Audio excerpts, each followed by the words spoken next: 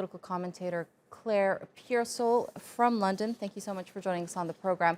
Macron and Johnson had a meeting on this issue, and their comments from the meeting clearly shows that they're not on the same page. Macron saying he doesn't want things to escalate, whereas Johnson saying nothing has changed for them. Will they be able to come to terms today? I think that both sides will be looking to come to a conclusion. However, what you have to remember is that President Macron is looking towards elections in April of 2022. And this is one of the issues which is very important to the residents of France. So I don't think he's going to back down easily. There has been some movement, considering the deadline was midnight of last night, and it is now extended to tomorrow. So the talks will be ongoing today, but I'm not hopeful of any meaningful back down from either side.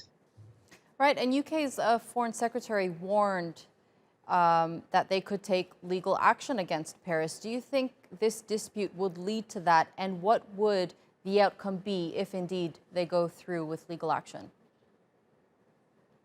I absolutely do think they will take legal action. There is an agreement in place which is bound by law and therefore needs to be maintained. Now, the outcome of that will probably be a very, very lengthy court battle. So I don't think we will see anything happening anytime soon.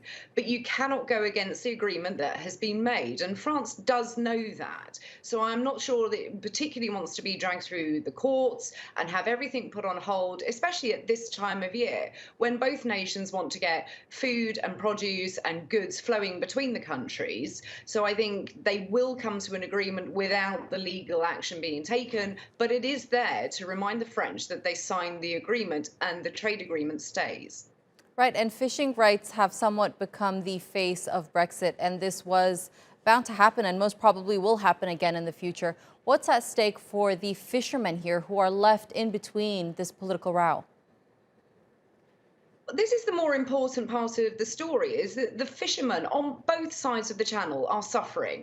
These are normally small family-run businesses and small boats who look to put this produce to put food on the table of their own families and to keep the economies flowing. So I think that they have been largely forgotten, and all fishermen need that industry to be kept running. So it is always going to be an issue between the two countries. I hope that we can come to a solution, and just remember that these brave men and women out there fishing the seas for all of us to have food on the table.